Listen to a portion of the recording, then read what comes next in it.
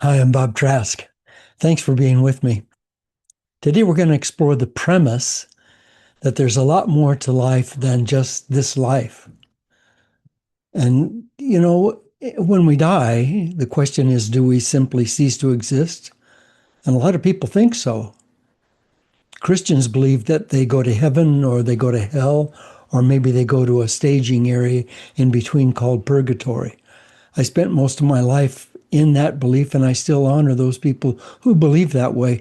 I've moved on. I'm not seeing it that way anymore. Many spiritual leaders have taught that we're born again, that we were born before and we're born again. Some believe that we can be born into a lesser form, like a monkey or a frog or even an earthworm, depending on the karmic debt that we incurred in past lives. I've I remember working on a forest fire in Oregon. Not a well, it was a forest fire, but it had burned a house, and a man inside had perished. And I remember somebody on the team saying he probably had burned somebody in a past life, and now this was his karma. And it didn't make any sense at all to me then, and it doesn't make any sense to me now.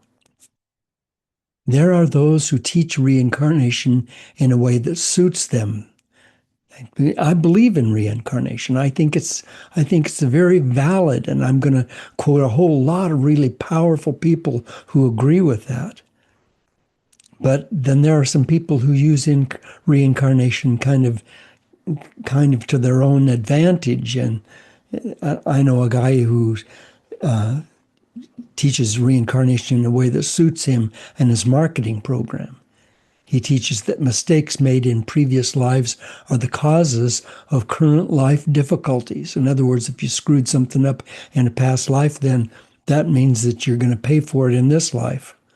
That's magical thinking, and it certainly isn't truth. It's twisting truth for his or her personal advantage. And of course, we're used to that, aren't we? Politicians and advertisers lie to us constantly.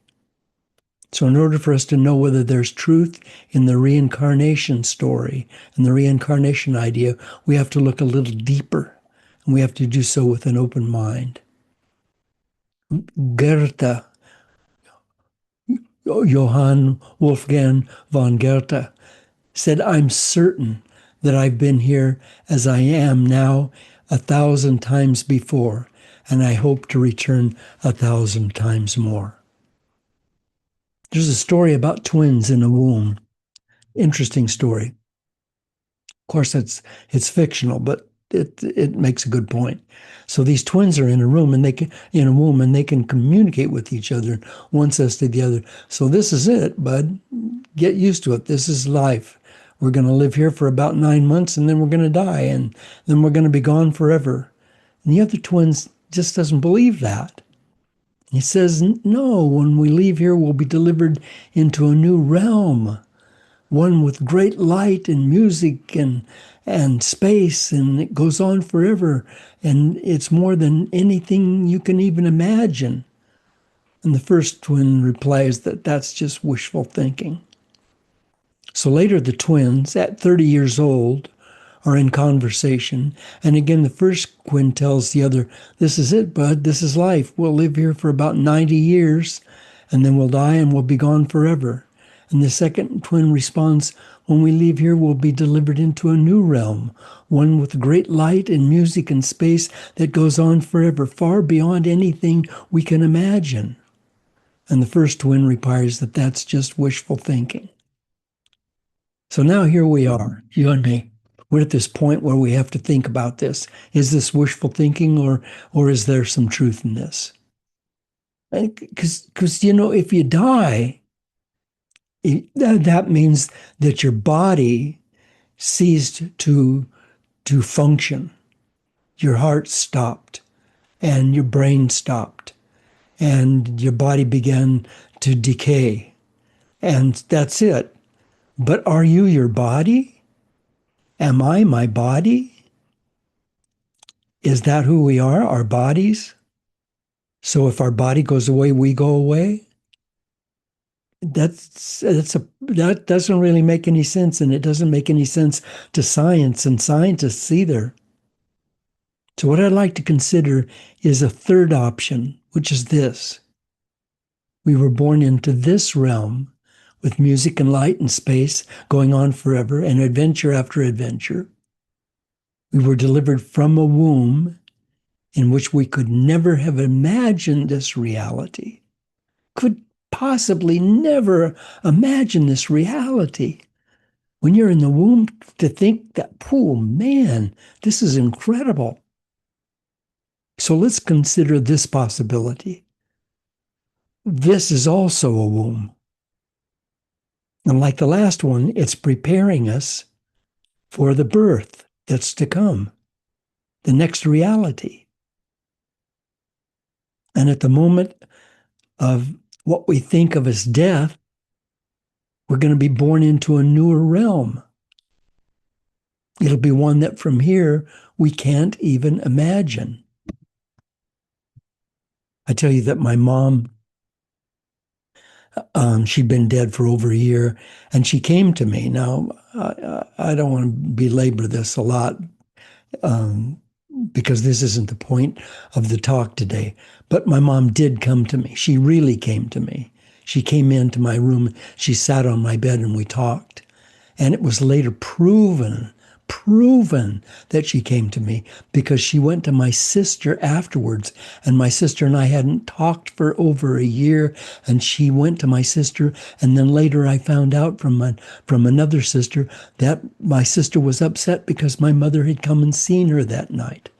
So I already know that it was true. But I can tell you that I said to my mom, what's it like where you are? What's it like in that area, in that place on the other side? And she said to me, you can't understand it. You can't imagine. I mean, in her words, these aren't her words, but in her words, she said, I can't really explain this to you. I can't explain it because there's no way in this realm that you're in right now that you'd even be able to understand that. Rumi, great, powerful, oh my God, what an incredible spiritual leader, Rumi. Rumi said, I died as a mineral and became a plant. I died as a plant and rose to animal. I died as an animal and I was man. Why should I fear when I was less by dying? So every time he died, he became more. If this is so, it must be part of some kind of a great plan, a system of foreverness, a system of foreverness, a system of alwaysness. The name of that planner is nature. The one who made the great plan, the system, is nature. And as we study nature, we see that everything is always new, always fresh. Nature doesn't drag yesterday into today. When you look at a tree, that tree isn't the same tree you looked at yesterday. It's changed. It's grown. It's altered. Nature doesn't drag yesterday into today, and nature doesn't hold any grudges. It exacts no punishments. And it does not even remember our past mistakes. And you might think, well, of course it doesn't remember because it's not a person. And you'd be right because nature's not a person. It's more than a person. It's the source being from which all persons come. It's the one divine presence, the Holy Spirit, the creator of all. That's nature. That's consciousness. That's the one great mind of all, everywhere, at all times, in all places, in all spaces. Imagination, creativity, art, music, dance, light, color, galaxies, all of it, all going on all the time as a great dance. That's nature. So, yes, there is certainly reincarnation, ongoing lives forever, a dance of delight for those who will feel and accept it.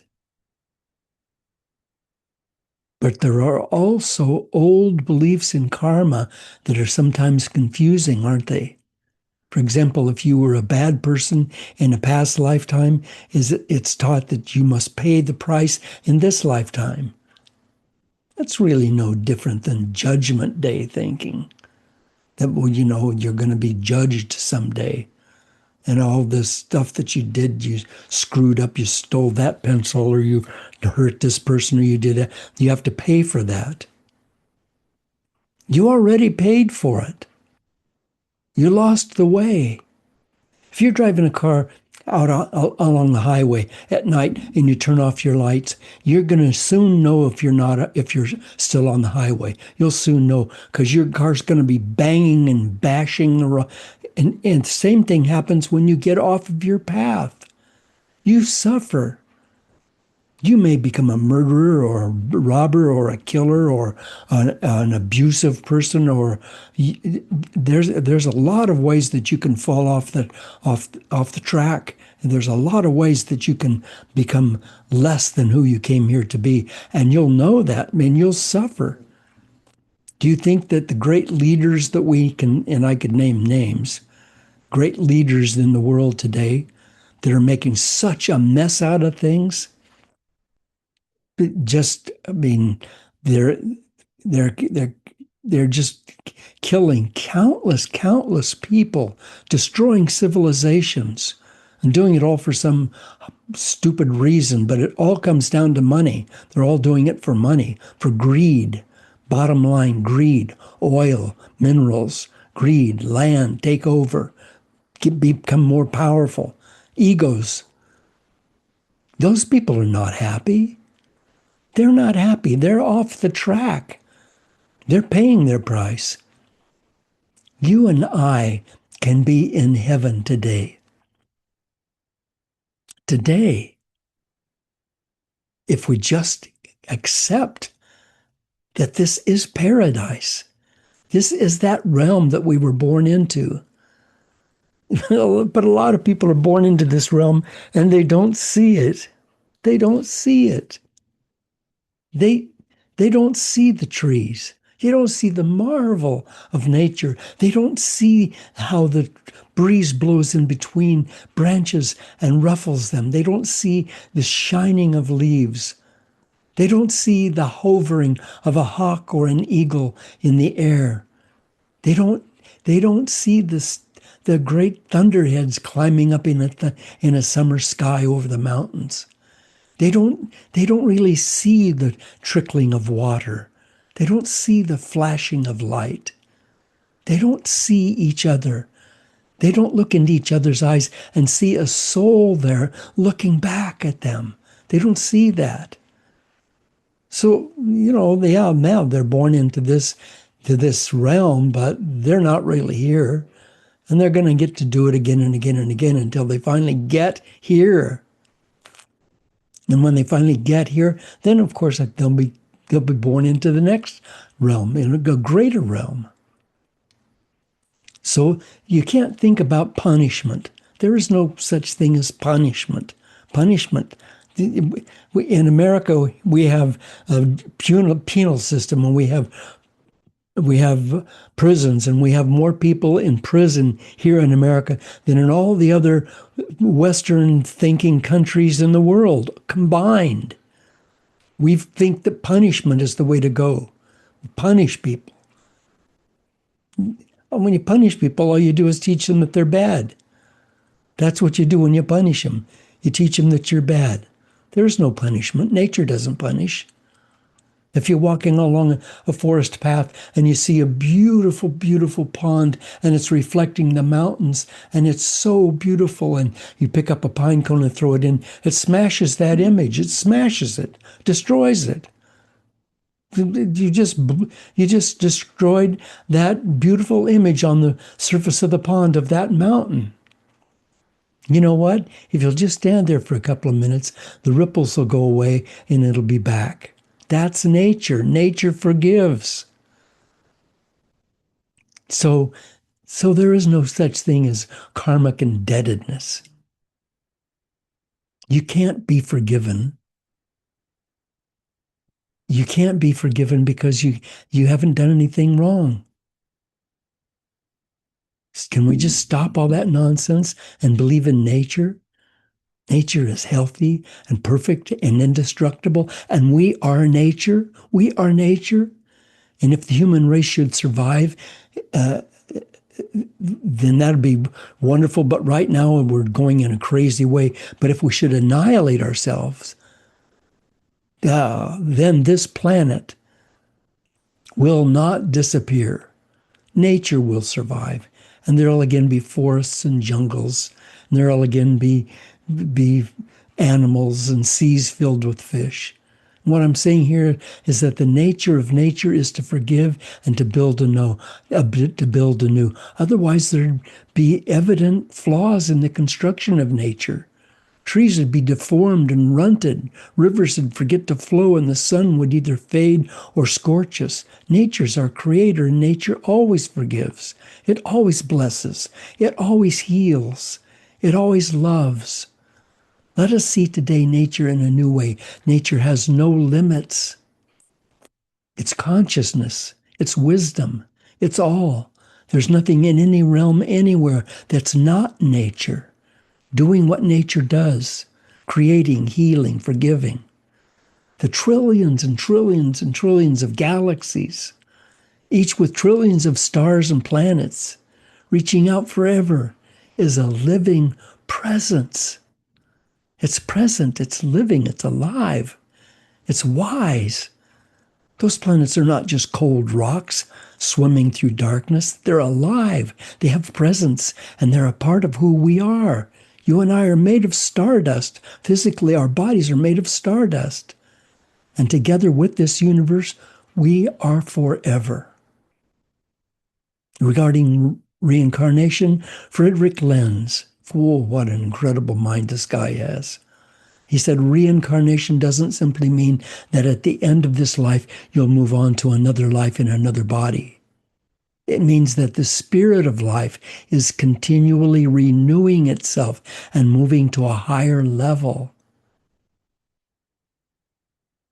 So is there a heaven? Is there a hell? Yeah, sure there is. But it isn't a place you go after death. Heaven and hell are both states of being that we endure in this lifetime so that we may grow in awareness of grace, the gentle breath of creation. Grace. We grow through our pain and our loss, and eventually we come to see that heaven is simply living in love. That's heaven. If we give up all of the stuff, the greed and the self-aggrandizement and the need to be adored or adorned or to be enriched or to be given this or given that. We stop all that and just love. Then we find ourselves in heaven. And a lot of people are living in hell right now, and they feel helpless. And they'll eventually know in this lifetime or the next that they're not helpless, that the grace, the energy, and the wisdom of nature are flowing into them, empowering them to rise up and take charge of their lives. Every life after life after life after life, they are blessed. Every step is a step into a greater wisdom and a greater grace and a greater sense of joy. And the suffering that people did go through, that's not a result of anything they did. They're not being punished. They're not being punished. The message of suffering is to get back on the road. In order to do that, we have to turn back on our lights. Now, I want to stay on topic. Let me just take a minute to say that when anyone in this human family is hurting, when anyone in this human family is hurting, whether it's a child in North Korea that's hungry, or whether it's somebody in the Gaza Strip who's who's having to have a limb amputated without anesthetic, or whether wherever it is, whenever there's anyone in this human family hurting, it's all of our business. It's my business. It's your business. It's our business because we're family. The joy we're seeking can be called the garden. And Joni Mitchell sang so beautifully about the garden. And what's true is that none of us can fully get back to the garden until every one of us gets back to the garden. So I can't be in complete peace and joy and happiness and feeling myself in heaven in the garden while someone else in this world is suffering. So what I need to do is be all that I can be in love, love, love, and hope that that radiates out. That's my mission. And some would disagree. Some would prefer not to think that they can do anything to relieve someone else's misery. Because then, because then maybe they'll feel accountable for doing nothing. Now, you and I both know a lot of people that do nothing. They act like, yeah, other people are suffering and they got their problems, and yeah, that's their problem. But I'm not suffering. I don't have. They don't want to. They don't want to admit that somebody else's pain is their pain, because then they'd feel accountable for doing nothing. So let's just let that lie there and move on. Regarding in reincarnation, Henry Ford said, I adopted the theory of reincarnation when I was 26. Religion offered nothing to the point. Even work could not give me a complete satisfaction. Work is futile if we can't utilize the experience we collect from one life into the next. When I discovered reincarnation, time was no longer limited. I was no longer a slave to the hands of the clock. I'd like to communicate to others the calmness that the long view of life gives us. Thank you, Henry Ford. So reincarnation, if it's true, and I think it is, cannot be from one lifetime to another. It's all lifetimes. And they've all gone on forever. And they're all going on right now. And that means, among other things, that we can slow down and stop being so concerned about the details in this life. A good affirmation might be, it just doesn't matter. Because when you go to the next life or the next life or the next life, and it's 300 years from now, if you could look back on this big thing that's going on in your life that's so big, such a big deal right now, you'd say, it just didn't matter. It just didn't matter. Well, it doesn't matter. But if we want to be in charge of it and be effective, then we need to be able to trust nature, which means get ourselves out of the way, stop efforting, and start being who we came here to be. Some souls are lost in the darkness. They believe in false gods. They follow egomaniacal paths to self-aggrandizement. They're not ready for enlightenment. And we have to be patient with them because we've all been there before. We've been there before. I've been there before. Great thinkers who believe in reincarnation, great thinkers who believe in reincarnation are Rumi, Frederick Lenz, Wolfgang von Goethe, Jack E. Leonard, Henry Ford, Kahlil Gibran, George Patton, Jack London, Richard Wagner, Mahatma Gandhi, Walt Whitman, J.D. Salinger, Benjamin Franklin, Richard Bach, Julius Caesar, Gustav Mahler, Rudyard Kipling, Immanuel Kant, Ralph Waldo Emerson. Listen, Marcus Tullius Cicero, Gary Zukav, Robert Browning, Plato, Victor Hugo, and Saint Augustine, just to name a few. And finally today, here's the words of three real thinkers.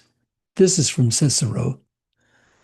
It is strong proof that men knowing most things before birth. Oh, excuse me. I'm sorry. Let me say that again. It is a strong proof of men knowing most things before birth that when mere children, they grasp innumerable facts with such speed as to show that they are not then taking them in for the first time, but are remembering them and recalling them. Strong proof of men knowing most things before birth that when mere children they grasp innumerable facts with such speed as to show that they are not taking them in for the first time, but remembering them and recalling them. And now let's lighten up. Let's be a little humorous. Paul Krasner said, I used to believe in reincarnation, but that was in a past life. And Shane Ritchie said, I don't believe in reincarnation now. And I didn't believe it when I was a hamster. Thank you for being with me. If you will just accept that this life you're in right now is in a womb, you're preparing. You're preparing for the next life. And the way you prepare is to be love, to be love, to love as much as you can, to forgive, forgive, forgive. Stop expecting anything from anyone. Be one with what is. It is the way it is. Be one with it. And then we are prepared to move into the next life and the next life and the next life and the next life. We have been here forever. We will be here forever. Let's enjoy the journey. Thank you. Go with my love, and I'll see you next week.